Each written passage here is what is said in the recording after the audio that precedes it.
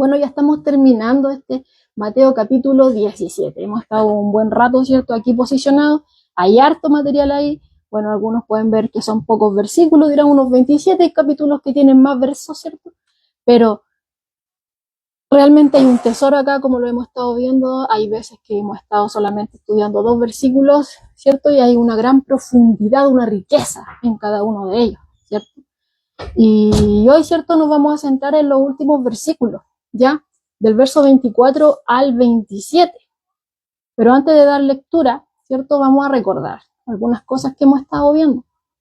Recordemos que nuestro Señor, ¿cierto?, ya está dentro del último año de su ministerio terrenal, aproximadamente unos 6 meses, ¿ya? Ya de la crucifixión. Lo hemos visto que se ha estado separando, ¿cierto?, de las multitudes, ha estado más tiempo a solas con sus discípulos, y en eso hemos visto que se ha estado retirando a diferentes partes. La última que vimos, ¿cierto?, cuando estaba aquí en Cesarea de Filipo, al norte, ¿cierto?, de Galilea. Ahí veíamos cuando les preguntaba a los discípulos quién la gente creía que era él, ¿ya? Y después veíamos que les preguntaba a ellos de plano, ¿y ustedes quién dice que soy yo? ¿Ya? Y ahí veíamos esa respuesta maravillosa, ¿cierto?, de Pedro, el vocero de los 12, y le decía, no, tú eres el Cristo, tú eres el Hijo del Dios viviente. Vimos ese breve paso, ¿cierto?, ahí en Cesarea de Filipo, donde aconteció eso. Luego, ¿cierto?, seguimos avanzando, donde en algún monte, en el camino, ¿cierto?, ocurre esto de la transfiguración, donde nuestro Señor escoge a 3, ¿cierto?, de estos 12 discípulos, a Pedro, a Juan y a Jacobo, ¿ya? Y manifiesta su gloria, da un destello, ¿cierto?, de su gloria en presencia de ellos. Ahí veíamos que ese fue un acontecimiento sin igual, inimaginable, no lo podríamos describir del todo, y veíamos que lo que nos decía la escritura ahí era que apareció, ¿cierto?, cuando Jesús empieza a transfigurar, la apariencia de su rostro cambia, la gloria, ¿cierto?, que estaba dentro de él traspasa el velo de su cuerpo, un resplandor sin igual, sus vestidos se tornaron blancos, que ni aunque el mejor de los lavadores, ¿cierto?, aquí en la tierra, que sepa trabajar con los blancos, lo podría dejar alguna prenda de ese tipo de tono. Ya no existe de este lado de la eternidad.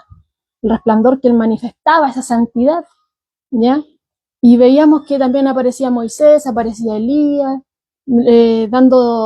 testificando, ¿cierto?, con su presencia, que Jesús no es cualquiera, que realmente es el Cristo, que realmente es el Hijo del Dios viviente, como había declarado Pedro.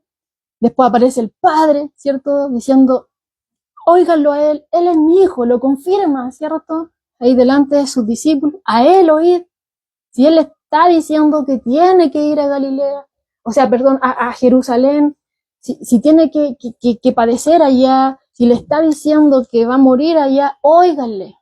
Eso no está fuera del plan, está dentro del plan, está en mitad de pleno plan de Dios, en la plenitud, ¿cierto?, ya de la misión. Entonces, a él óigale, él es mi Hijo amado, él está por sobre los profetas, está por sobre la ley, él está por sobre todo, a él solamente tienen que oír. Y luego de todas esas cosas, ¿cierto?, que hemos estado viendo, se reúnen nuevamente, vemos acá, veíamos el martes pasado que llegan nuevamente a Galilea, y entre toda esta enseñanza que le está dando, también porque recordemos que no solamente para ellos era importante saber que él era el Cristo, el Hijo del Dios viviente, no solamente era importante saber quién es Jesús, esa es solamente una parte, ¿ya? También es necesario saber su misión, y es en eso, ¿cierto?, que Jesús también comienza a darles constantes recordatorios acerca de este sufrimiento, de su muerte y también de su resurrección, ¿ya? Pero también recordemos que los discípulos eran lentos para entender, y el Señor lo sabía. También vimos, ¿cierto?, que tenían poca fe, y el Señor también lo sabía. Y es por eso, ¿cierto?, esto de los constantes recordatorios.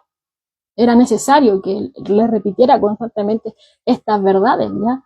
que no solamente a los discípulos les era difíciles de entender, porque recordemos que Marcos nos decía que estas cosas que Jesús les decía no la podían entender, todavía no las entendían, no caían las piezas todavía en este rompecabezas, ¿ya? Faltaban piezas todavía, y verdad, faltaban piezas todavía. Por eso Jesús les dice ahí a esos 3 discípulos que les pidió que lo acompañara ahí en la transfiguración, que no dijeran nada, ¿cierto? Hasta que Él resucitara de los muertos, porque faltaba todavía ese suceso, ya que era muy importante también. Faltaban piezas que se cumplieran para poder, ¿cierto? Ahí ya ordenar este rompecabezas y se armara, ¿cierto? La imagen de esto, ¿ya?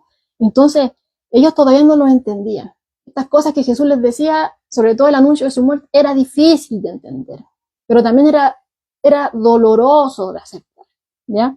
Pero Jesús ya lo estaba preparando para esta realidad, ya cuando las sombras de la crucifixión, ¿cierto?, vinieran y los envolvieran, cuando el maestro les iba a ser quitado, ¿cierto?, por medio de la muerte, ya no iban a poder estar con él de la misma manera en la cual estaban acostumbrados. Lo estuvimos viendo, ¿cierto?, en ese episodio, cuando aparece este padre trayendo a su hijo endemoniado, y no pudieron echar fuera al demonio. Y ahí Jesús les dice, o sea, ustedes fallaron porque tenían poca fe. ¿Y por qué tenían poca fe? Porque necesitaban estar dependiendo de mí. Va a llegar el momento en que yo no voy a estar de la misma manera en la cual he estado, no voy a poder sentarme a comer como acostumbrábamos, o estar ahí caminando con ustedes, que ustedes me podían tocar, me podían abrazar, cualquier cosa por el estilo, me podían oír, ver, ¿cierto? Ya no iba a ser igual. Entonces necesitaban aprender que para poder estar con él ya después, era por medio de la comunión, ¿cierto? Por medio de la oración, de la dependencia con él en oración y ayuno, como añadía también ahí el escritor, ¿ya? Entonces era un proceso que tenían que estar ellos comprendiendo. También necesitaban esa seguridad de que todas las cosas que estaban sucediendo no se estaban escapando del plan de Dios. No era que los enemigos iban a trastornar el plan de Dios. No, todo esto estaba considerado. El Padre sabía lo que iba a suceder, ¿ya? La crucifixión no lo tomó por sorpresa ni a Jesús ni a su Padre. Todo esto estaba adentro. Y como estuvimos viendo en el estudio anterior, Cristo, ¿cierto? Siempre estuvo sujeto a su Padre. Estuvo totalmente alineado a la voluntad del Padre. El Padre lo dijo. Este es mi Hijo amado, en él me complazco. En él, todo lo que él dice, todo lo que él hace, todo lo que él ha dicho que es, yo lo respaldo. ¿Bien? Todo está alineado a mi plan. ¿Ya? Él no ha salido en ninguna manera. Entonces ellos tenían que comprender que todas estas cosas estaban dentro del plan de Dios. Incluso la crucifixión, incluso la muerte. Y no porque sucedieran esas cosas, eso quería decir que el plan de Dios se fue echado a tierra. No, sino que estaba dentro del plan. Todo esto estaba considerado. En esa sujeción al Padre, del Hijo, ¿cierto? Del Hijo al Padre, tenía que también estar ahí, ¿cómo poder decirlo? ¿Cuál es la palabra? Someterse a estos líderes malvados que querían eliminarlo, someterse, ¿cierto? En esa sujeción al Padre, a estos enemigos, ¿cierto? A estos paganos de Roma, ¿ya? Por sujetarse al Padre, Jesús se somete. No lo tomó por sorpresa, a él nadie le quitó la vida, sino que él la puso, ¿ya? Como estuvimos viendo. Entonces ellos necesitaban entender todas estas cosas, necesitaban entender, digerir, ya, mentalizarse en esto de que a Jerusalén Jesús no iba a ir, aunque ellos vieran esta entrada triunfal, que no se hicieran ilusiones, porque al fin y al cabo las emociones del hombre cambian. En un momento están ovacionando y al otro momento ya están crucifícale. Y eso es lo que ellos iban a vivir ahí, que no les llamara, que no les sorprendiera lo que iba a acontecer, ¿ya? Y que sí iba a padecer, a Jerusalén iba a padecer, iba a caer en manos de los líderes religiosos y también, ¿cierto?, de estos paganos, ¿ya? Pero a pesar de todas esas cosas que iban a acontecerle a manos de estas autoridades, los discípulos, ¿cierto?, tenían que entender que igual tienen cierta obligación con ese liderazgo hostil. Igual, a pesar de lo que ellos le iban a hacer a su maestro, igual ellos tenían que obedecer en el amor del Señor, ¿ya? En sujeción a la voluntad del Señor, a este liderazgo hostil, como lo vamos a ver el día de hoy. Así que le vamos a dar lectura a esta última porción de Mateo capítulo 17 del verso 24 al 27. Dice así la palabra del Señor. Pago del impuesto del templo, lleva ahí por subtítulo. Dice, cuando llegaron a Capernaum, bueno, ya habíamos dicho que llegaron a Galilea y aquí ya nos confirma aquí Mateo que están en Galilea y específicamente aquí en Capernaum. Cuando llegan, ¿cierto?, a Capernaum, vinieron a Pedro los que cobraban las 2 dracmas y le dijeron, ¿vuestro maestro no paga las 2 dracmas? Y él dijo, sí. Y al entrar en casa, Jesús le habló primero diciendo, ¿qué te parece, Simón? Los reyes de la tierra, ¿de quiénes cobran los tributos o los impuestos? ¿De sus hijos o de los extraños? Versículo 26. Pedro le respondió, de los extraños. Jesús le dijo, luego los hijos están exentos. Sin embargo, para no ofenderles, ve al mar y echa el anzuelo. Y el primer pez que saques, tómalo, y al abrirle la boca hallarás un estatero. Tómalo y dáselo por mí y por ti.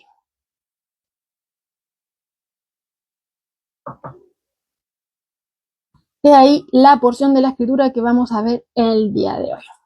Bueno, esta porción, ¿cierto? Lo que estuvimos leyendo acá, solamente usted lo puede encontrar aquí en Mateo. ¿Ya? Algunos sugieren que como Mateo era recaudador de impuestos, un ex recaudador de impuestos, bueno, que quizás debido a eso también él lo registra, ¿ya?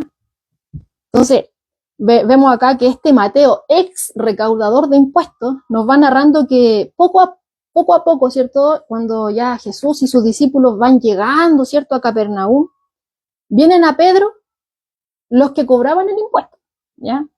Recordemos que de Capernaum Pedro era residente, ya su casa estaba ahí. Y también recordemos que Pedro era considerado líder de los discípulos, ¿cierto? De los 12, el vocero de los 12. Era el que siempre ahí manifestaba el portavoz de todo ello, ¿ya? Y ahora, como hemos considerado también en otros estudios, lo más probable es que Jesús se estaba alojando en casa de Pedro. Por eso que aquí vemos que llega nuevamente a Capernaum. Recordemos que Capernaum se había transformado en el centro de operaciones de nuestro Señor. Lo habíamos visto en varias ocasiones acá, ¿ya? Entonces ya hemos hablado acerca de eso. Entonces lo vemos acá nuevamente en Capernaum y reiterando otra vez que lo más probable es que se estuviera alojando ahí, en casa de Pedro. Ahora hay algo bien curioso porque vemos que en la narración solamente se nos nombra a Pedro y a Jesús, ¿ya? Y con respecto a eso, por ejemplo, MacArthur nos dice que quizá los discípulos se fueron a otra parte, porque, por ejemplo, lo que ocurre acá, vemos solamente a estos 2 personajes, pero eso es como un comentario solamente, ya, porque la escritura no lo dice, pero lo que sí nos nombra son solamente a Jesús y a Pedro, para que tengamos acá en consideración. Ahora, cuando llegan estos cobradores de impuestos, como leíamos acá en el versículo 24, ellos le preguntan, ¿cierto?, directamente a Pedro, vuestro maestro no paga las 2 dracmas, ¿ya? Las 2 dracmas. Bueno, esta frase 2 dracmas, ¿cierto?, viene del original didracma, ¿ya? Que simplemente significa doble dracma, ¿ya? Doble dracma. Y estas 2 dracmas, ¿cierto?, era el impuesto que los romanos permitían que los dirigentes religiosos judíos cobraran, ¿cierto?, recaudaran para el funcionamiento del templo en Jerusalén, ¿ya?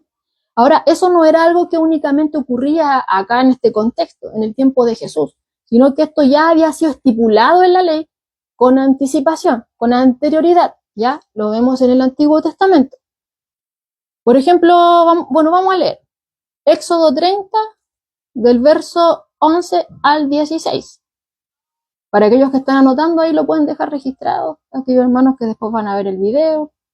¿Ya?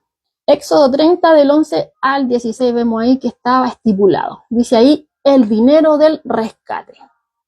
Damos lectura en el nombre del Señor. Dice, habló también Jehová a Moisés diciendo, cuando tomes el número de los hijos de Israel, conforme a la cuenta de ellos, cada uno dará a Jehová el rescate de su persona. Cuando los cuentes, para que no haya en ellos mortandad cuando los hayas contado. Esto dará todo aquel que sea contado, medio ciclo, conforme al ciclo del santuario. El ciclo es de 20 higueras. La mitad de un ciclo será la ofrenda a Jehová.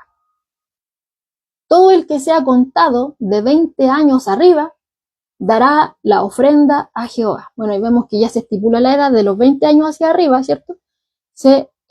Todos estos tienen que ya comenzar a dar ofrenda, ¿cierto? De este medio ciclo, ¿ya? Dice el 15, ni el rico aumentará, ni el pobre disminuirá el medio ciclo, cuando dieren la ofrenda de Jehová para hacer expiación por vuestras almas. Y tomarás de los hijos de Israel el dinero de las expiaciones y los darás para el servicio del tabernáculo. Mire lo que dice acá. Era para el servicio del tabernáculo y será por memorial, ¿ya? A los hijos de Israel delante de Jehová para hacer expiación por vuestras almas, ¿ya? Entonces ahí vemos que ya estaba estipulado en la ley que todo varón judío, ¿cierto? Desde los 20 años hacia arriba tenía la obligación de pagar, ¿cierto? Este impuesto anual de medio ciclo, ¿ya? Y ahí veíamos que primeramente era para el mantenimiento del tabernáculo. Ahora usted dirá, pero si en el texto acá de Mateo dice 2 dracmas. Y acá usted está leyendo, ¿cierto?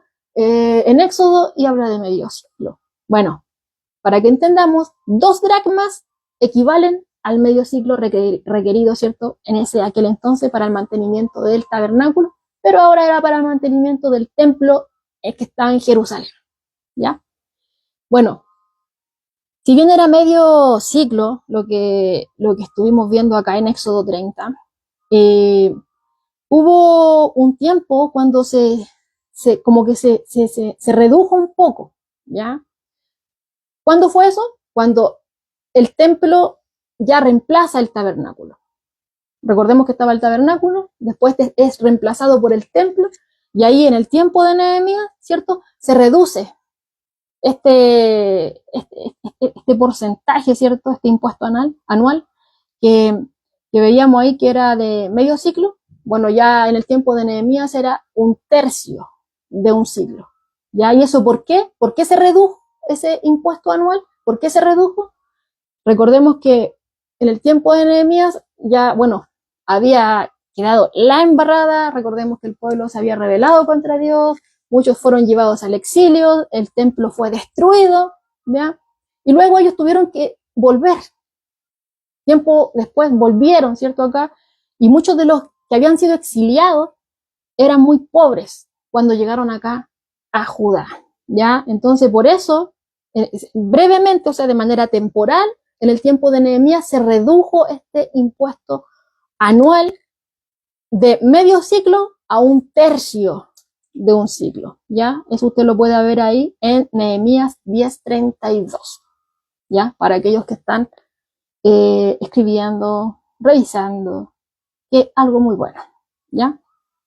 Entonces vemos ahí ya cómo se va armando todo esto. El impuesto era medio ciclo, el equivalente son 2 dracmas, lo que estamos viendo acá en el texto, ¿ya?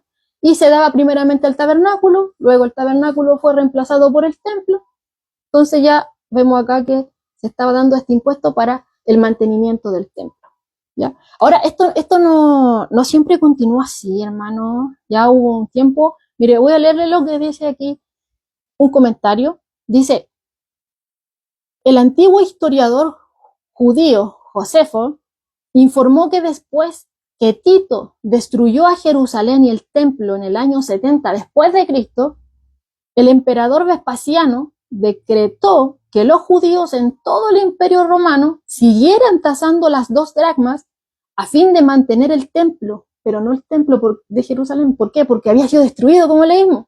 Los romanos lo destruyeron. Entonces, ¿a qué templo? ¿Para qué templo iba este mantenimiento del impuesto? Al templo pagano de Júpiter Capitolino, dice aquí. El impuesto se aplicó como un recordatorio del alto costo de oponerse a Roma. En pocas palabras, el impuesto, ¿cierto?, de las 2 dracmas que hemos estado viendo, se debía para mantener el templo pagano, ¿ya? Pero eso fue después, como decía ahí, en el 70 después de Cristo, ¿ya? Pero ya, eso es como un dato extra. Entonces, volviendo al tema, estas 2 dracmas, entonces, ¿qué eran? Era el impuesto que los romanos permitían que los dirigentes judíos recaudaran para el mantenimiento del templo de Jerusalén, ¿ya? Ahora, debido a que el impuesto al templo judío debía pagarse al tiempo de la Pascua, tenía que pagarse al tiempo de la Pascua. Recordemos que en ese tiempo no había las facilidades que tenemos hoy en día. Ahora es fácil. Ay, hay que pagar esto, transferencia, ¿cierto? No tiene dinero, cajero, hay tantas cosas. Pero en aquel entonces no era así. Ahora podemos estar a grande distancia. No, tengo que pagar esto a un clic, ¿cierto? Pero allá no era así. Entonces, para poder recaudar el dinero, ¿cierto? Y que tuviera al tiempo de la Pascua, se enviaban, ¿cierto?, a los recaudadores más o menos un mes antes de esta festividad, de esta celebración, de esta conmemoración, ¿ya? A lo menos, más o menos, un mes antes se enviaban a estos recaudadores, ¿cierto? Entonces, ahora hay que entender, hermano, que fueron estos recaudadores de impuestos que recaudaban este impuesto para el mantenimiento del templo de Jerusalén, los que salieron aquí y los que le dijeron a Pedro, vuestro maestro no paga las 2 dracmas, fueron ellos, no los publicanos, ¿cierto?, que eran designados por Roma, porque ellos cobraban, ¿cierto?, para Roma, ¿ya? Iba directo a la tesorería de ellos, ¿ya? Pero aquí no, este tiene que ver con el templo de Jerusalén. Estos recaudadores fueron los que vinieron a Pedro y le preguntaron acerca si Jesús no pagaba este impuesto, ¿ya?, para el mantenimiento del templo. Ahora, hay un comentario aquí de MacArthur, igual estuve escuchando unos predicadores que muchos apuntan a esto, ¿ya? Dice aquí, MacArthur, la redacción de la pregunta, ¿vuestro maestro no paga las 2 dracmas? Sugiere que los que cobraban, tal vez siguiendo instrucciones de los dirigentes judíos de Jerusalén, quisieron retar a Jesús en el tema de pagar el impuesto. Razonaron que debido a que él afirmaba ser el Mesías, podría considerarse exonerado. Y si lo hacía, esa sería otra acusación que podría hacerse en su contra.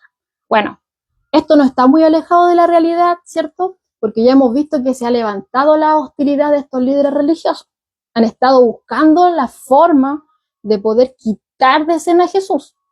Ya tenían en mente eliminarlo. Recordemos que los fariseos y los saduceos eran como el agua y el aceite, pero estaban unidos por causa de su odio a Jesús, ¿ya? Entonces, si estos recaudadores de impuestos recogían, ¿cierto?, todo esto para el mantenimiento del templo, ¿quién eran los que operaban en el templo? Los saduceos. Entonces, podemos ahí tomar en consideración este comentario, ¿cierto?, de MacArthur, que quizá había una doble intención detrás de esta pregunta, ¿cierto?, buscando hacer caer al Señor. Sí, es buen punto, ¿cierto? Pero tenemos que dejar claro de que la escritura en sí no lo deja así de plano esto escrito. Pero a la luz de lo que ya hemos estado viendo, a esos enfrentamientos, a esas conspiraciones de ellos, podemos decir que sí, ¿ya? Podemos razonar que sí. Ahora, Mundo Hispano dice, quizá la razón de la pregunta se debe al hecho de que Jesús había estado fuera de Galilea. También es buen punto. Recordemos que Jesús había estado en varias zonas que estaban fuera de Galilea. Y quizá cuando ellos vinieron, considerando, ¿cierto?, que a lo más tenían que estar como un mes antes saliendo los recaudadores para poder cobrar el impuesto. Quizás cuando ellos vinieron, Jesús no estaba, ¿ya? Entonces aquí también es válido el punto que nos da aquí el comentario de Mundo Hispano, que nos dice, quizás sí, cuando ellos vinieron, Jesús no estaba, ¿ya? Y por eso ahora le estaban preguntando, oye, tu maestro no paga las 2 dracmas. O sea, ya pasamos quizás y no estaba. ¿Las va a pagar? ¿Ya? Pero también están estos dos puntos de vista, ¿cierto? Estos dos comentarios en consideración que no están muy alejados, ¿cierto? De la realidad de lo que hemos estado viendo en la narración de los evangelios. Pero bueno, vemos ahí que ellos llegan haciendo esta pregunta. ¿Y qué es lo que responde Pedro? Ya lo vemos ahí en el versículo 25 de Mateo 17. Aquellos que se vienen incorporando, estamos en Mateo capítulo 17, ya en los últimos versículos, abajito, en el pago del impuesto. ¿Ya? Bueno, Pedro, vemos ahí en el versículo 25 que él dice que sí. O sea, ellos le preguntan, ¿vuestro maestro no paga las 2 dracmas? Y Pedro responde, sí. Sí las paga. ¿Ya? Y sucede ahí, ¿cierto? Que vemos en la continuación, que al entrar en la casa, Jesús le habló primero. Antes de que Pedro pudiera decir algo, quizá entró con la idea de contarle al Señor acerca de este asunto, de que habían venido estos cobradores, pero antes de que Pedro pronunciara alguna palabra, vemos que Jesús se le adelantó, ya con una pregunta. Bueno, sabemos que Jesús todo lo sabe.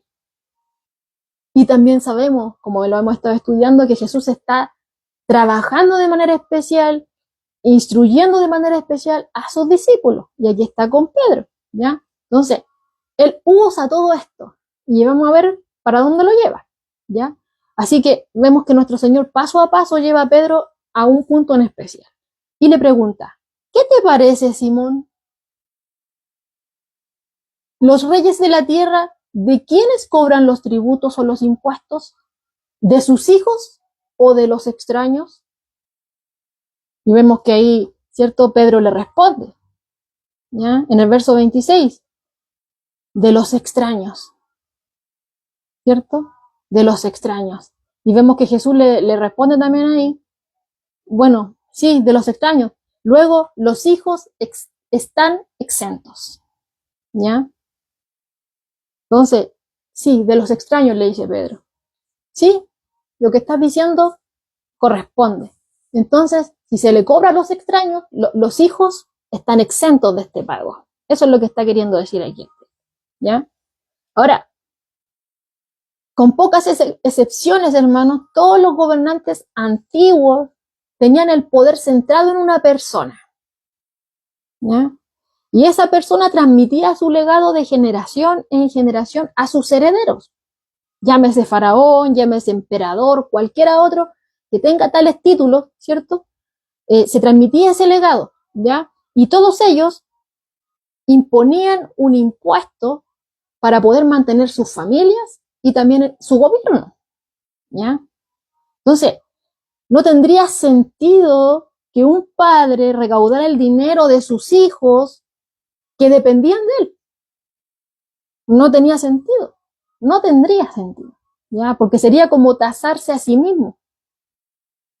Entonces, era lógico entonces que los hijos estaban exentos de este impuesto, estaban exentos de este pago, ¿ya? Estaban exentos, no correspondía que ellos lo pagaran, se lo cobraban a los extraños, ¿ya? Con el propósito de sostener a sus familias y a sus gobiernos, ¿ya? Entonces, vemos acá que el Señor usa esta experiencia, ya que es muy conocido por históricamente, que así ha sido,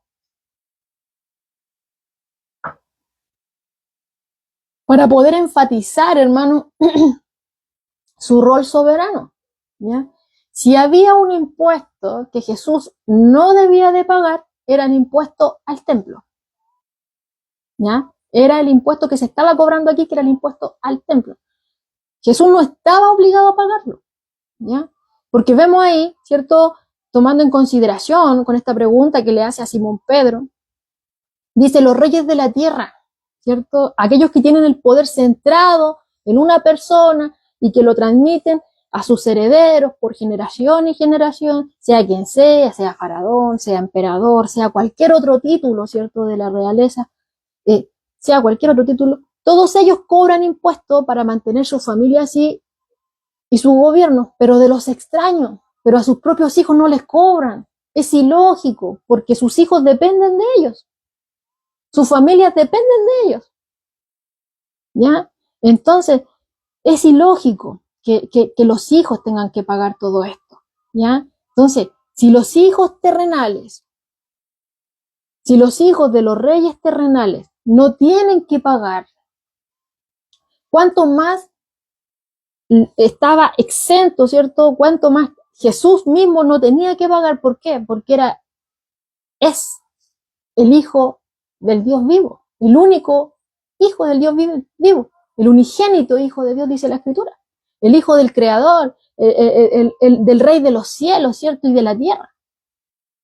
Si los hijos de los reyes terrenales no tienen que pagar, están exentos, ¿cierto?, de esta responsabilidad, ¿cuánto más lo está Jesús, que es el Hijo del Creador mismo, del Rey de los cielos y de la tierra? ¿Ya?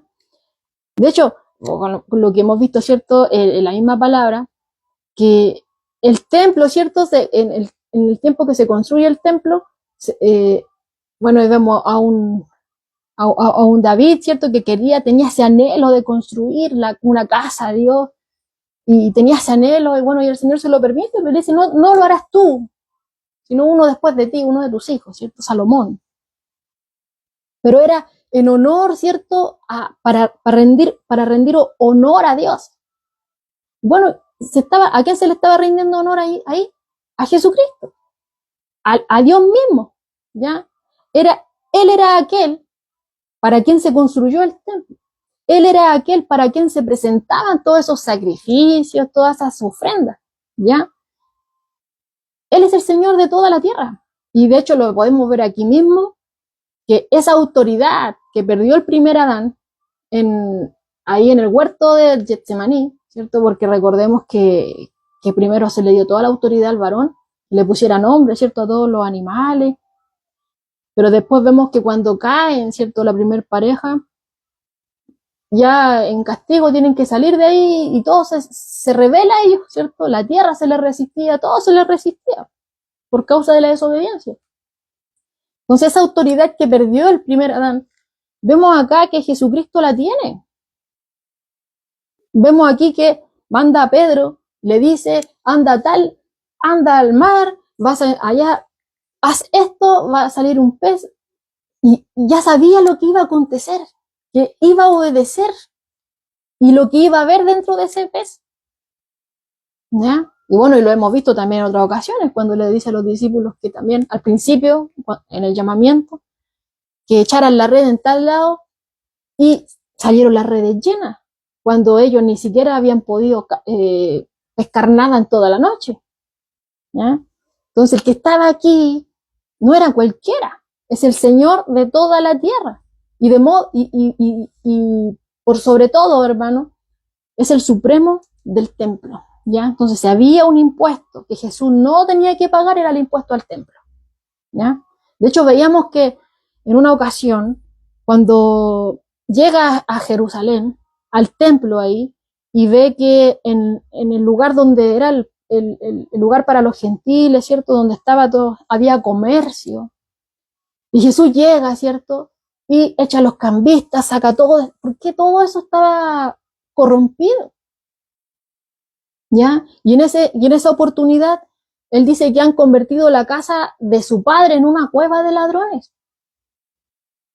¿ya? Y dice, la casa de mi padre, ¿ya? Entonces, lo podemos ver ahí. Y también vemos en Mateo 12:6 que él mismo declara que él es más grande que el templo. Entonces, vuelvo a reiterar, si había un impuesto que Jesús no tenía que pagar, era el impuesto al templo.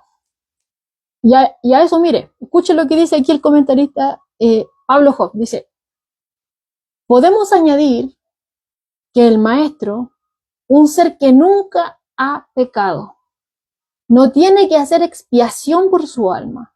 Él mismo vino a dar su vida en rescate por muchos. Entonces, ¿acaso es necesario que Él pague un rescate simbólico? No. Recordemos que cuando leíamos en Éxodo hablaba de el pago por el rescate, ¿ya? Pero Jesús no tenía que pagar eso. No tenía por qué. Él tenía todo el derecho de negarse a hacerlo. Tenía todo el derecho de negarse a pagar el impuesto del templo. Tenía todo el derecho. Así como también tenía todo el derecho de negarse a ser humillado y perseguido. Tenía todo el derecho, hermano.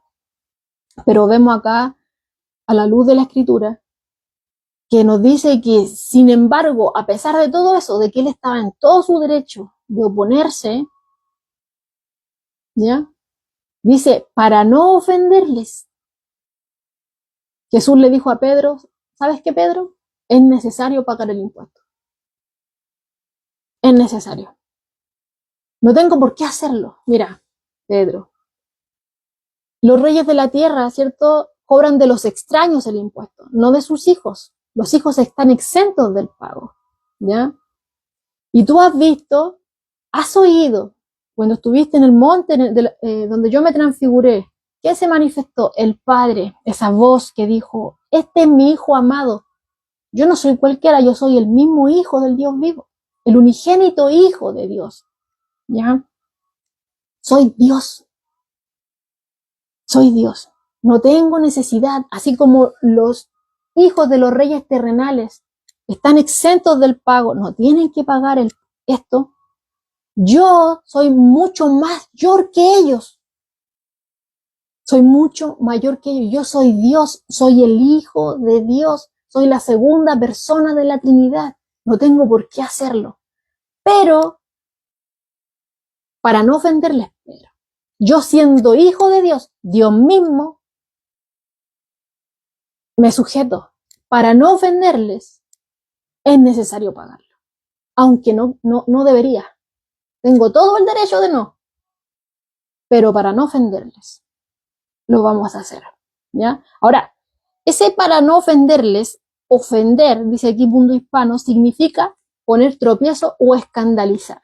Si tomamos, ¿cierto?, estos dos conceptos, entonces quiere decir aquí, para no ofenderles, para no serles de tropiezo, o para que no se escandalicen, ¿ya? Vamos a pagar el impuesto. Con respecto a eso, ¿cierto? Porque Jesús no quería ser de tropiezo, no quería que se escandalizaran. Vemos acá que Pablo Hoff nos dice, la gente de Galilea no se da cuenta de que Jesús es el Hijo Divino. ¿Ya? Eso ellos no lo comprendían. O sea, si los discípulos todavía estaban ahí digiriendo todas estas cosas, la gente no lo comprendía. Muchos eran buscadores de otras cosas, lo seguían por otras cosas, por otros motivos, pero no porque creyeran en él, porque vieran las señales que apuntaban a quién es él. Entonces, no se daban cuenta de quién realmente era Jesús, ¿ya? Entonces, sí, buen punto lo que dice aquí Pablo Job. La gente de Galilea no se da cuenta de que Jesús es el Hijo Divino. Entonces, si no pagara el dinero del rescate, lo considerarían irreverente.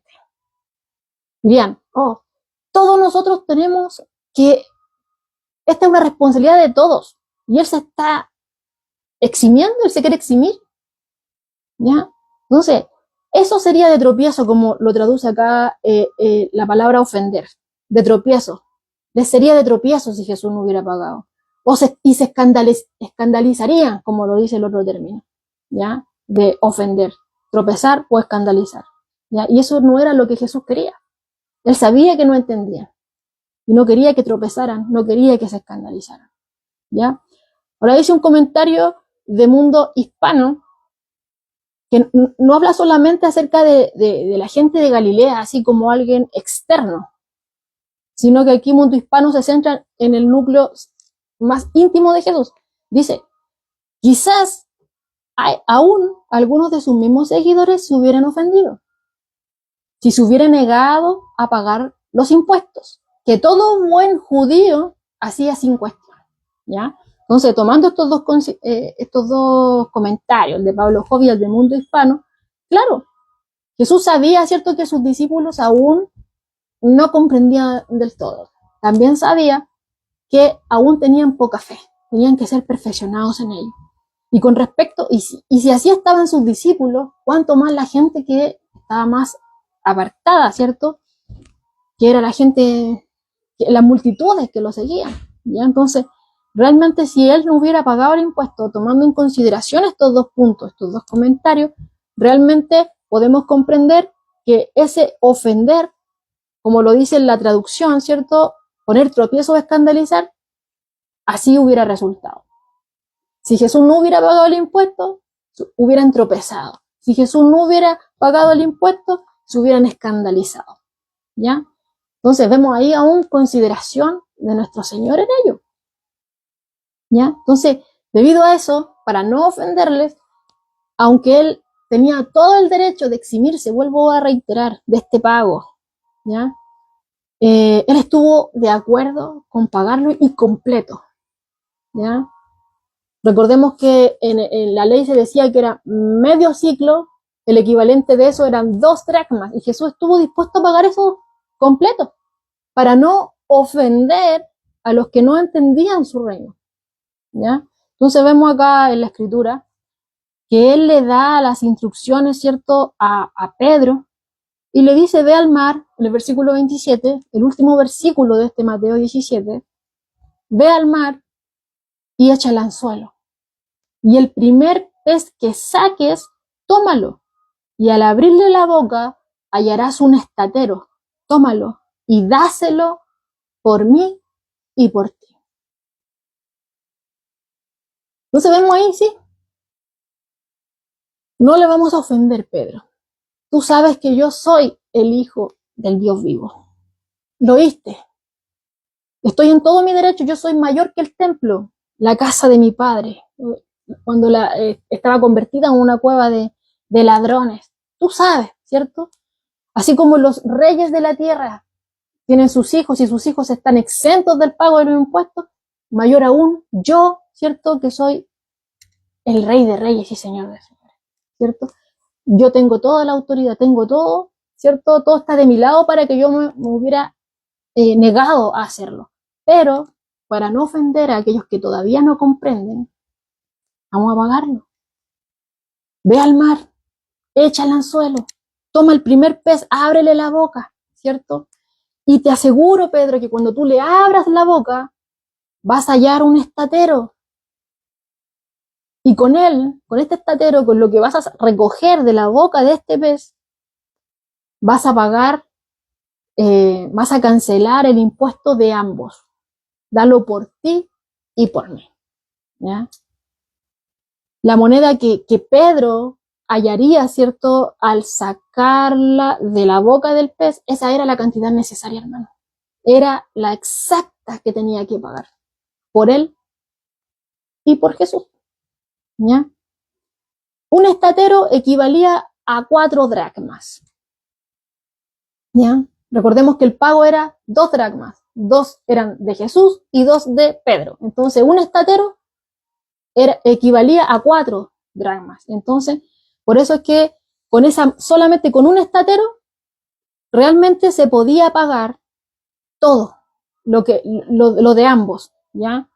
En ese entonces, hermano, no había monedas de 2 dracmas.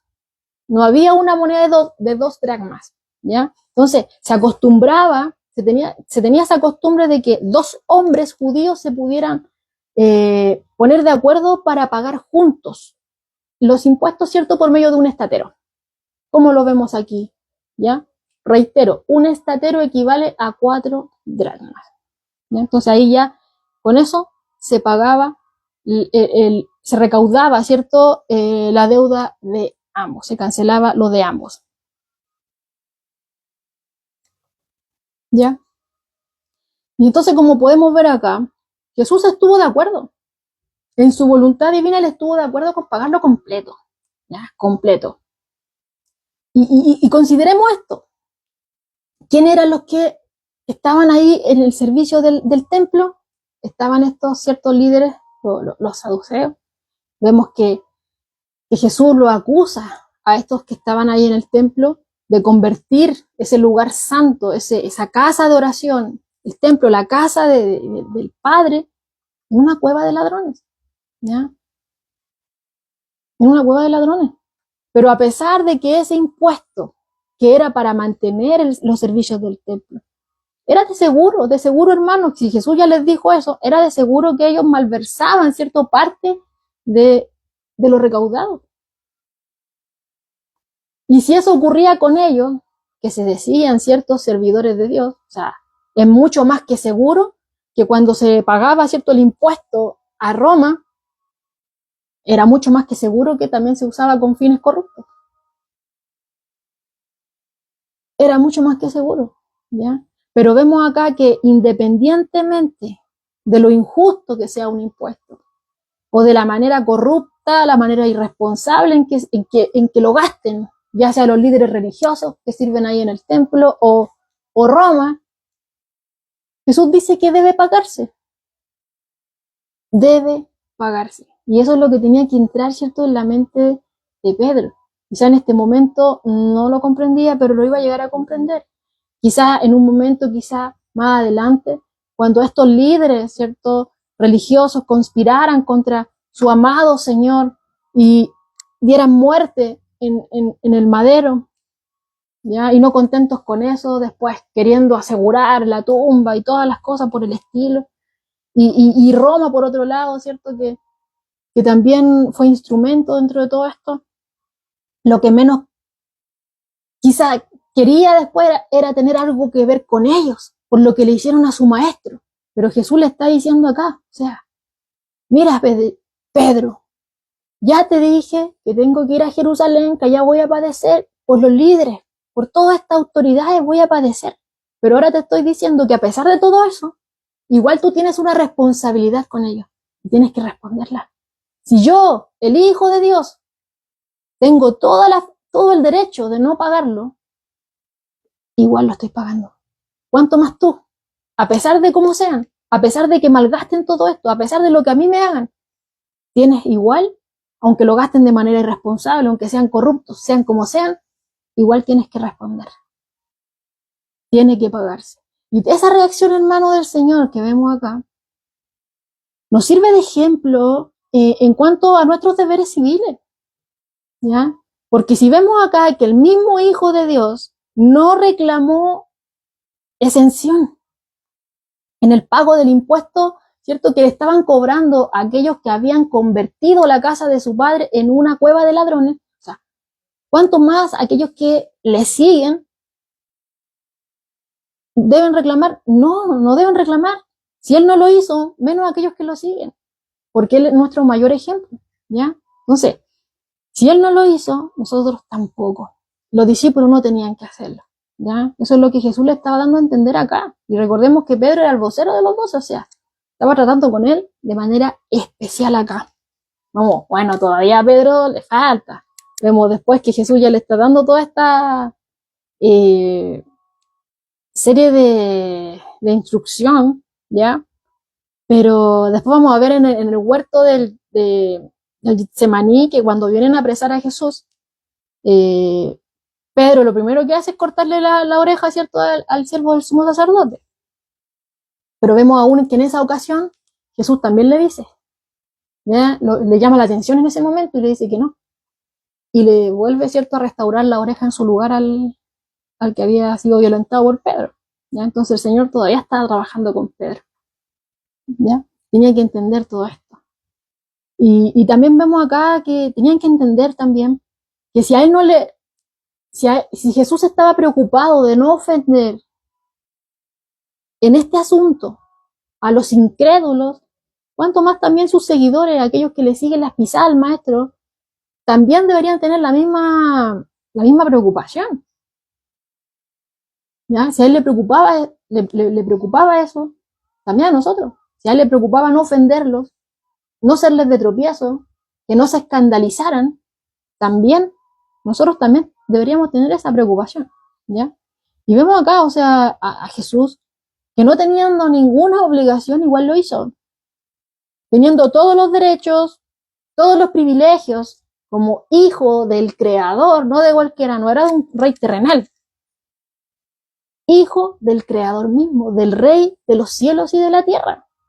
Pero él decidió renunciar, ¿cierto?, a todos estos derechos y privilegios con el fin de evitar una confrontación innecesaria. ¿Ya? Entonces, vemos acá que el principio general de este relato es bastante claro, hermano. ¿Ya? Un creyente, un seguidor de Jesús, está obligado a cumplir con sus deberes como ciudadano de este mundo. Eso es lo que Jesús nos está dando a entender acá. ¿Ya? Sí, pero es que mi ciudadanía está en los cielos, no me interesan las cosas que pasen acá. Bueno, sí nos tienen que interesar en lo que Jesús está diciendo acá, si fuimos dejados acá con un propósito. Si no, al momento de la conversión no hubiéramos ido al tiro con él. ¿Ya? Pero si nos dejó acá es con un propósito. Sí, somos ciudadanos del reino de los cielos. Y esa realmente será nuestra ciudadanía final.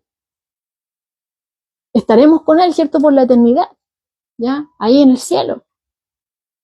Pero tenemos esta obligación, hermano, de responder aquí, en este mundo. Aunque todos los gobiernos de los hombres, hermanos, sean corruptos. Y lo son. No, aquí no hay tal que diga, no, es que este sí que es bueno.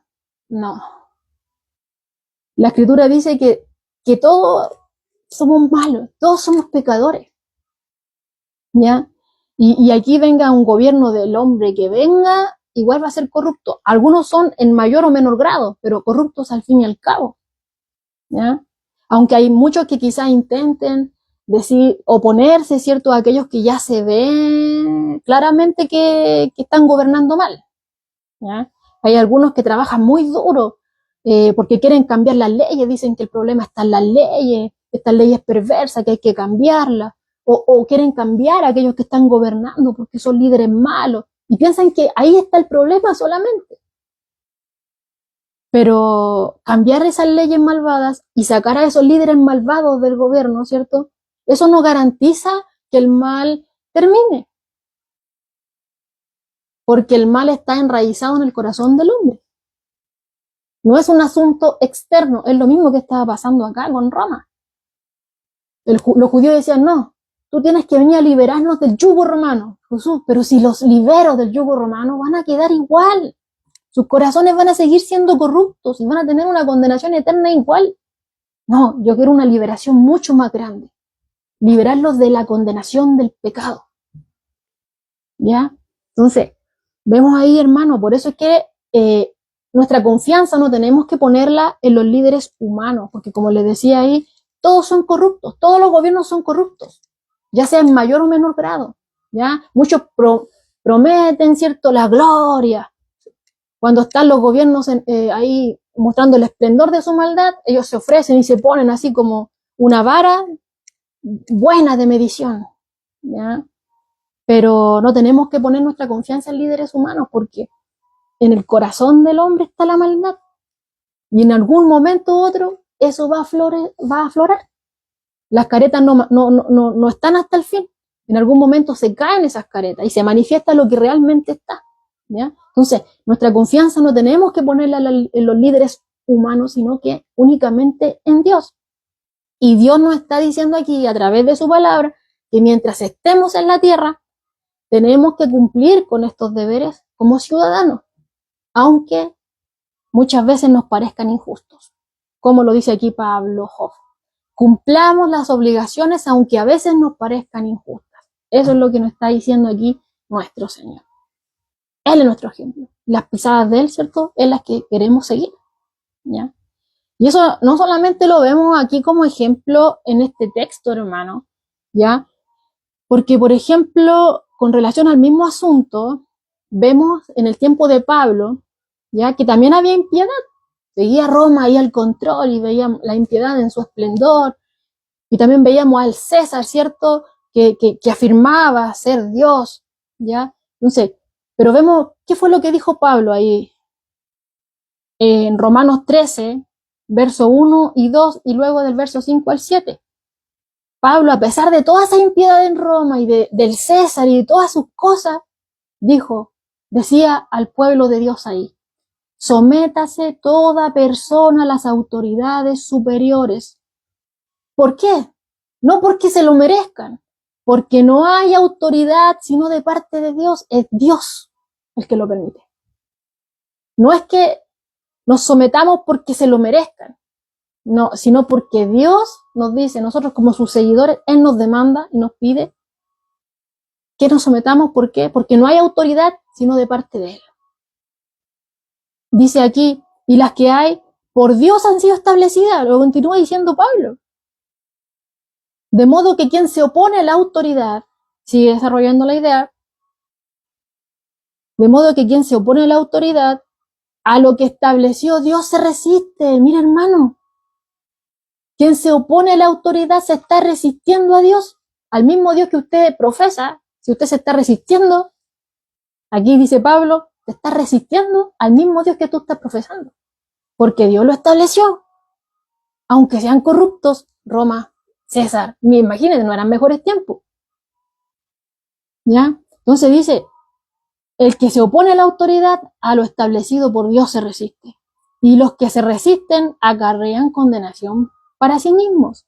Verso del 5 al 7. Por lo cual es necesario estarles sujetos, no solamente por razón del castigo, sino también por causa de la conciencia. Pues por esto pagáis también los tributos, porque son servidores de Dios, que atienden continuamente a esto mismo.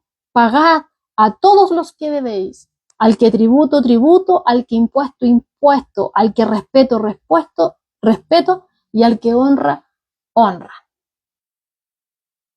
A pesar de lo que estaban viviendo en ese entonces, quizás muchos de ellos quisieron rebelarse. Oye, no, estos romanos aquí y allá. Y Pablo le está diciendo, no, sométanse a las autoridades, no importa cómo ellos sean. Ustedes no caigan en ser iguales. Ustedes son diferentes. Son ciudadanos del reino de los cielos. Son parte del pueblo de Dios. Son representantes de Dios aquí en la tierra. Y fueron dejados con ese propósito aquí. ¿Ya?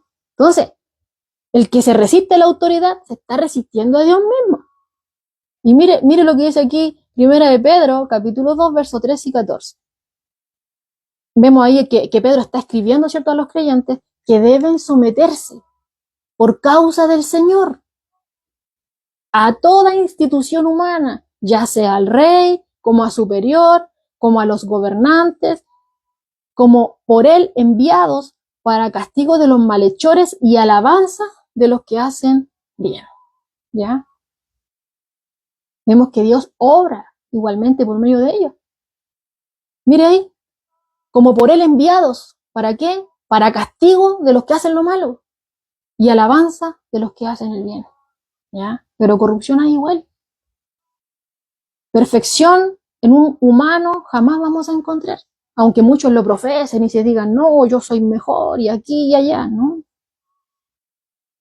Pero a pesar de todo eso, a pesar de que las autoridades sean corruptas, sean como sean, aquí vemos que se nos está diciendo que tenemos que someternos a las autoridades por causa del Señor. ¿Ya? Entonces, la clave para la orden, ¿cierto?, es que debe obedecerse, pero por causa del Señor. ¿Ya? No es que toda la ley y todo gobernante humano sea piadoso y justo. Hermano, no. La mayoría de ellos no lo son y no tienen ninguna intención de serlo. Y aunque quizá hay algunos que, bueno, como le hablaba un momento, corrupción todos, corruptos todos, algunos en mayor o menor grado, ¿ya? Pero al fin y al cabo igual hay corrupción, porque eso está enraizado en el corazón del hombre, aunque intenten lo que intenten. Aunque el leopardo no puede borrarse sus manchas, no podemos añadir a nuestra estatura. Imposible para nosotros, hermano, cambiar nuestro tono de piel, imposible. El cabello, por algo que algunos aplican las coloraciones, ¿cierto? Pero eso es. Después igual les crece lo que ya estaba establecido, se manifiesta al fin y al cabo, igual se cae, ¿cierto? Entonces, la corrupción está ahí enraizada en el corazón del hombre, ¿cierto? Entonces, vemos ahí que se nos está diciendo que tenemos que sujetarnos por causa del Señor, no porque ellos lo merezcan, no porque ellos sean más justos, no, más piadosos, porque no, que este habla mejor o que este tiene mejor cara de ser bueno y que lo que está prometiendo se va a cumplir. No, no pongamos nuestra vista en los hombres, no pongamos nuestra confianza en brazos de hombres, sino que en el Señor, por causa del Señor, ¿ya? Porque todo esto fue ordenado por Dios. Ya, como lo veíamos ahí en Pedro, para el orden social, como testimonio a Dios. Por lo tanto, el que se resiste a la autoridad, como dijo Pablo, se está resistiendo a Dios. Su pueblo tiene que respetar, así como el mismo Hijo de Dios lo hizo, y obedecer al gobierno humano, incluso cuando sea injusto. ¿Ya? No, vuelvo a reiterar, no porque se lo merezca, sino porque esa es la voluntad de Dios. ¿Ya? Y vemos ahí, hermano, vuelvo a reiterar, o sea, las personas a las que Pablo y Pedro escribieron estaban experimentando no la gloria, estaban experimentando persecución, estaban experimentando opresión de parte de Roma. Pero vemos ahí que los apóstoles le estaban diciendo que tenían que ser ciudadanos leales, a pesar de cómo eran ellos, no sean iguales. Ustedes no son como ellos. Ustedes son representantes de Dios. Están reflejando a Cristo aquí en la tierra, y si Cristo hizo esto, ustedes también.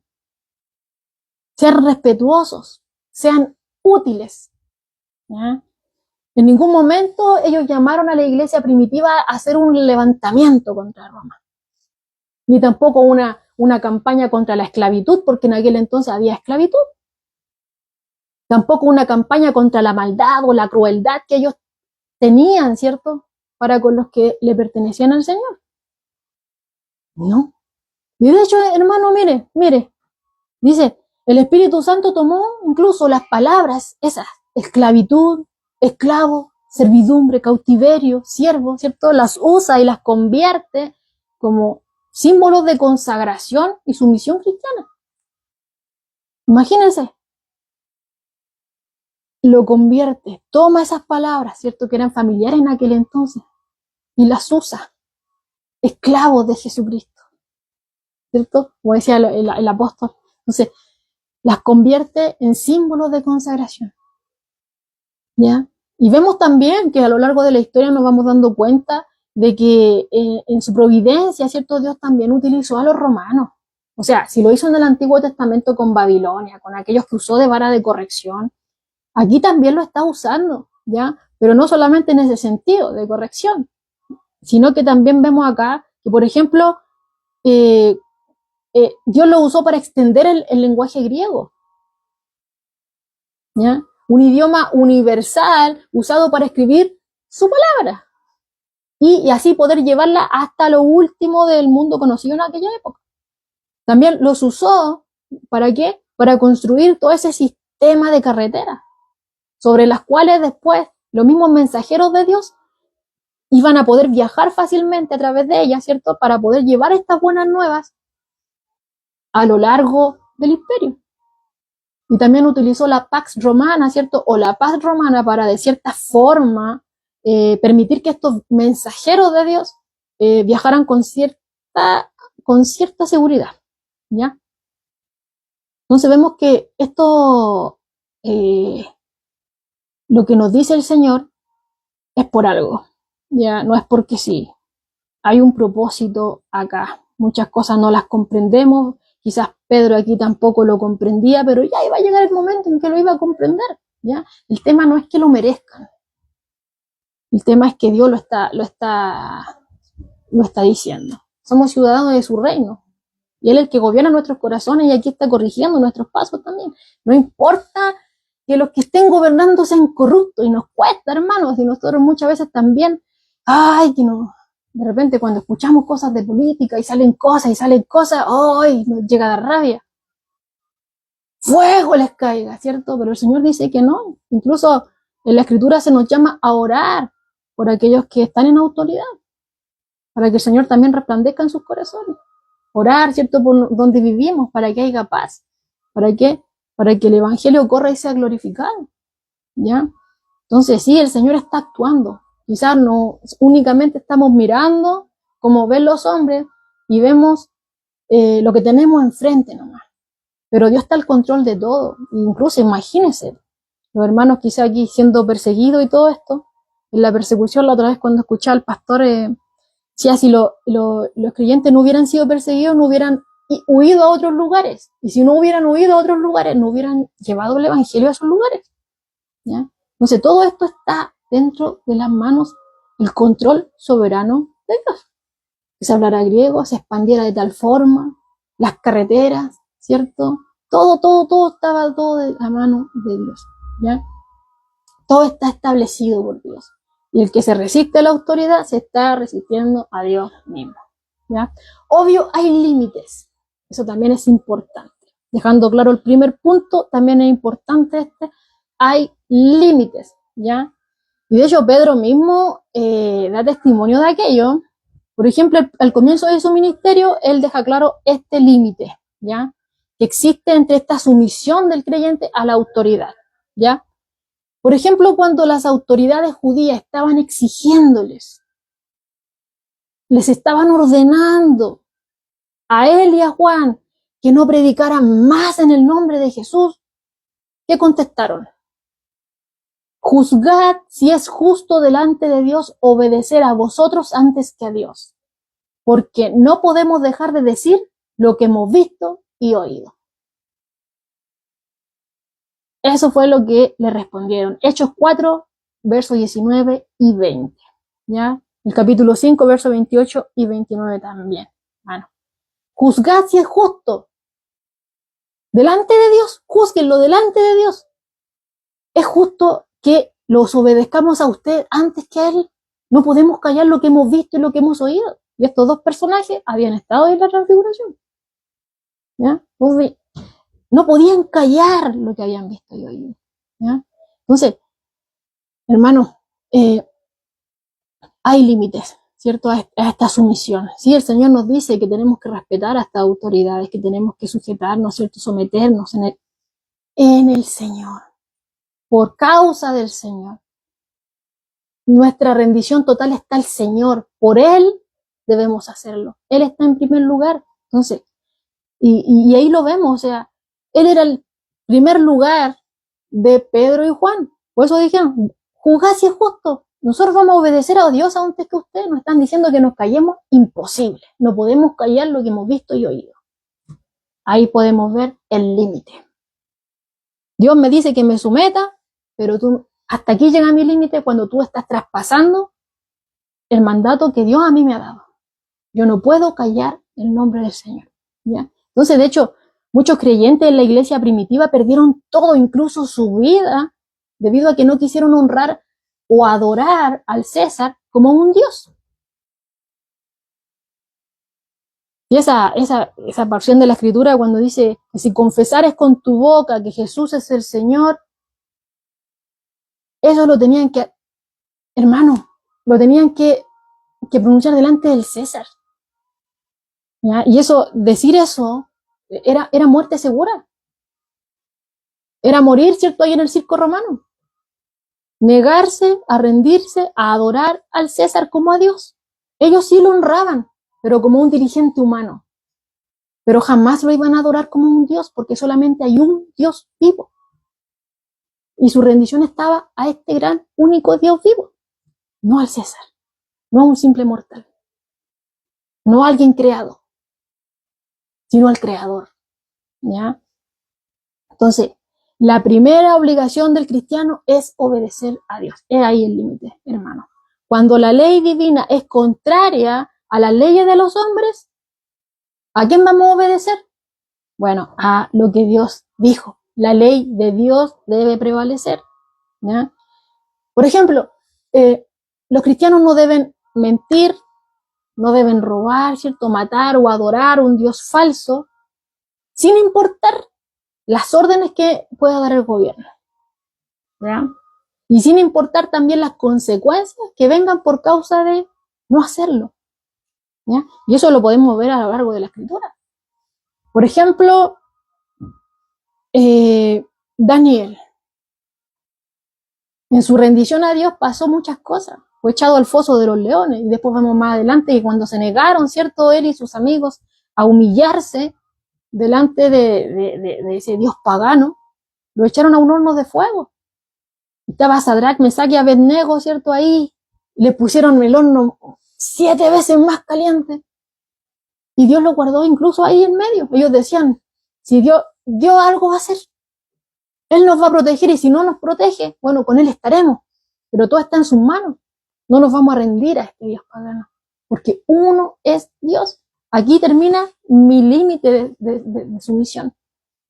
Cuando los límites, ¿cierto?, están siendo traspasados, ¿cierto? A lo contrario, cuando me está llevando a la desobediencia, ya, hasta ahí no me llega.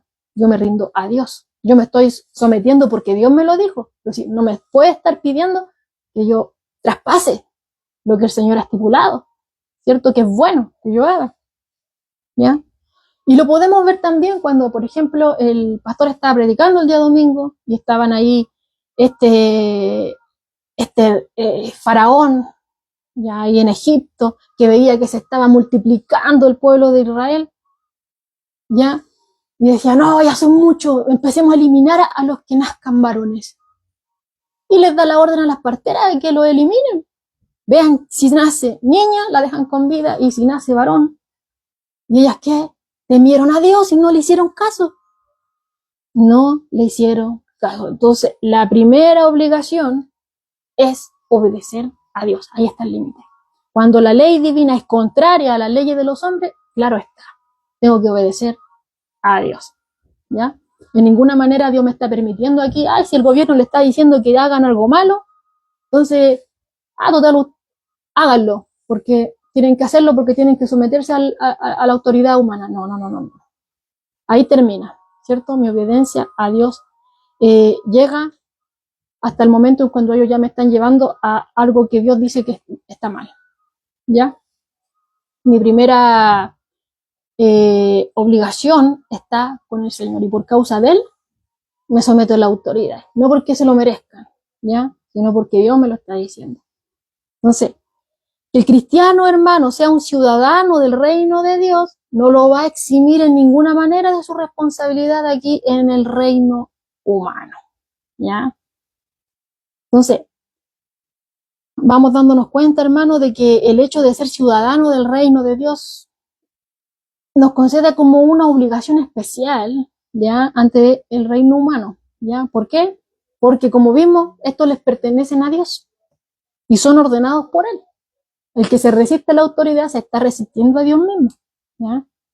Ahora, en su primera carta, Pedro, ¿ya?, está recordando también a los cristianos que son exclusiva posesión del Señor, pero que están aquí en la tierra, que son su posesión exclusiva, los dejo aquí en la tierra con un propósito. Primera de Pedro 2:9. Vosotros sois linaje escogido, real sacerdocio, nación santa, pueblo adquirido por Dios, para que anunciéis las virtudes de aquel que nos llamó de las tinieblas a su luz admirable. Ustedes estaban en tinieblas. Antes vivían sin Dios, no tenían ninguna importancia. Eran un pueblo sin importancia, camino a la perdición. Pero Dios los llamó de las tinieblas a su luz admirable. Ahora son pueblo suyo, una posesión especial, ¿ya? Entonces, después de haber sido separados, ¿cierto?, de haber estado separados de la misericordia de Dios, pero que ahora viven en su abundante misericordia, ¿ya?, debido a esa categoría, Pedro continúa diciendo en los versos 11 y 12, amados, yo os ruego como extranjeros y peregrinos, no que os abstengáis de los deseos carnales que batallan contra el alma, manteniendo buena vuestra manera de vivir entre los gentiles, para que en lo que murmuran de vosotros como malhechores, glorifiquen a Dios en el día de la visitación, al considerar vuestras buenas obras, ¿ya? Entonces vemos acá que sí es como una obligación especial. Ser ciudadano del reino, vamos a ir viendo que nos concede una obligación especial ante el reino de los humanos, o el reino humano, ¿ya? Porque le pertenecen a Dios también, hermano. Dios nos llamó, nos apartó para Él, nos está santificando, nos está ministrando ahora en este proceso de santificación, de instrucción, y nos dice, sí, Antes éramos tinieblas, como ellos que están ahí, son todos corruptos, ¿cierto? Y se deleitan en la corrupción. Pero ustedes no tienen que ser iguales. Sí tienen una lucha interna, pero ahora yo les he dado las herramientas para que no caigan en eso. Hermanos, les ruego, ustedes son extranjeros acá, son peregrinos, aténganse de esa manera de vivir, ¿cierto? Ellos lo hacen así, ellos no conocen a Dios, viven una vida sin Dios, pero ustedes no, ¿ya? Mantengan una buena manera de vivir entre los gentiles, ¿ya? Dice aquí un comentario de Diario Vivir: como pueblo de Dios somos extranjeros en la tierra, porque nuestra fidelidad es siempre a nuestro Rey soberano Jesús. Sin embargo, tenemos que cooperar con las autoridades y la ciudadanía responsable. Un embajador, al estar en otro país, respeta las leyes locales a fin de representar bien al que lo envió. Somos embajadores de Cristo, lo dice 2 de Corintios 5:20. ¿Es usted un buen embajador de Él en este mundo? Buena pregunta.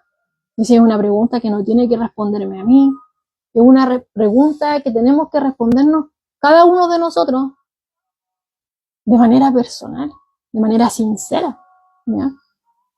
¿Es usted un buen embajador del Señor? ¿Un buen representante del Señor aquí en la tierra? Porque sí, el Señor nos apartó, pero nos dejó aquí, somos sus representantes, somos luz, reflejamos la luz del Señor aquí, en medio de esta oscuridad, de las tinieblas que hay en este mundo, ¿cierto? Tenemos un propósito por el cual el Señor nos dejó acá, somos sus representantes, pero ¿realmente lo estamos representando? Que el Señor nos ayude, amén. Entonces, a la luz de todo esto, hermanos, hemos visto que ser ciudadano del reino de Dios, sí, mi ciudadanía está en los cielos, pero eso no me exime a mí de las responsabilidades que tengo acá. El Señor me dejó acá con un propósito, nos dejó acá con un propósito. Y nos está diciendo que por su causa tenemos que respetar y obedecer a las autoridades, excepto, hay un límite ahí, cuando esas leyes de los hombres sean contrarias a las de Dios. Entonces ahí prevalece la ley de Dios, hermano. Tenemos que someternos, pero hasta ahí el límite. Nuestra obediencia plena siempre está al Señor.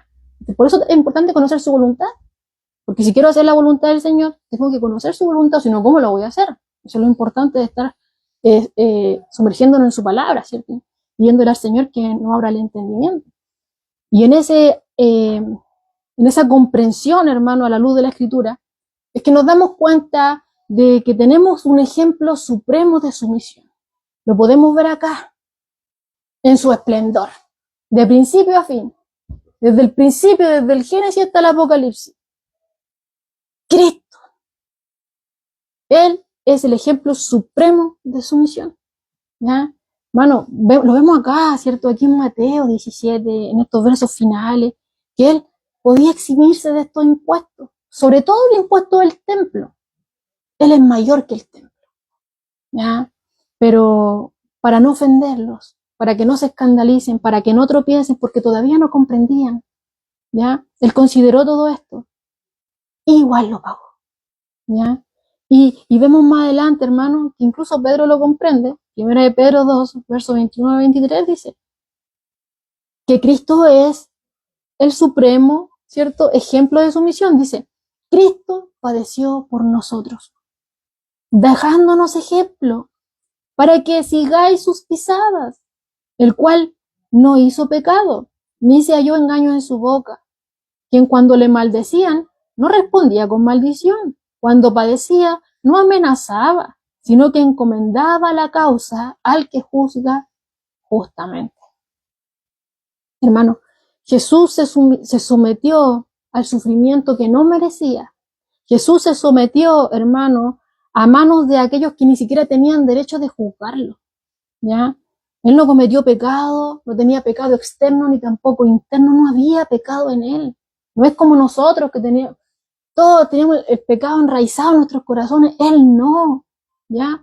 Pero aún siendo él perfecto, sin tener nada de esto, él se sometió a estas autoridades corruptas, ¿ya?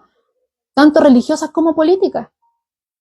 y cargó, ¿cierto?, con ese maltrato injusto a fin de poder salvarnos a nosotros, de dar el pago por nuestro rescate, ¿ya? Entonces, Él es ejemplo para todos aquellos que le llaman Señor. Dice aquí Pablo Job, Jesús siendo sin pecado no tenía por qué pagar el precio del rescate, pero lo hizo en la cruz, por Pedro y por todos nosotros, hermano. Y así es, y así es. Amén. Y que le damos gracias al Señor por esta palabra que nos dio el día de hoy, donde nuestro Señor, cierto, nos vamos viendo aquí el paso a paso, este proceso de instrucción, de perfeccionamiento en sus discípulos, de manera personal, donde les dice, sí, ¿saben? Yo voy a padecer, va a pasar esto, voy a llegar a las manos de las autoridades, me van a hacer esto, voy a morir. Pero ¿saben? Que eso no los lleve por el mal camino. Ustedes no sean igual que ellos. Ellos son corruptos, ¿cierto? Dejan que el mal de su corazón se manifieste en su esplendor, pero ustedes conocen la verdad, ¿ya? Y si yo, su maestro, les he dado ejemplo, síganme a mí. No imiten a ellos, imítenme a mí, ¿ya? Tienen responsabilidades, aunque, hermano, no sigan las pisadas de ellos. Aunque sean como sean de corruptos, no. Sométanse a las autoridades, porque han sido establecidas por Dios. Yo, el mismo Hijo de Dios, me sometí. Y ustedes que son mis seguidores, también. Mantengan buena su manera de vivir. Sean útiles, sean buenos ciudadanos, representantes míos aquí en la tierra. ¿Ya? Tenían que entenderlo y nosotros también. Hoy vemos, cierto, muchos episodios de corrupción, hermano. Pero en la Escritura una vez más vemos que hasta de eso el Señor se ocupa. No pongamos nuestra mira ni nuestra confianza en ningún líder político, ni en nadie. Todos son corruptos en mayor o menor grado. Pero por causa del Señor, Él nos dice, sométanse a las autoridades por mi causa. ¿Ya? Yo lo hice y ustedes también. Pero ojo, hay un límite. Lo primero que tiene que estar en ustedes es la obediencia al Señor. Al Señor. Amén. De ninguna manera Él nos va a llevar a hacer lo malo, aunque lo pida, quien lo pida en el gobierno. ¿Ya? Muchos padecieron, perdieron hasta su vida por causa del Señor por esto mismo. ¿Ya? Así que el Señor nos ayude.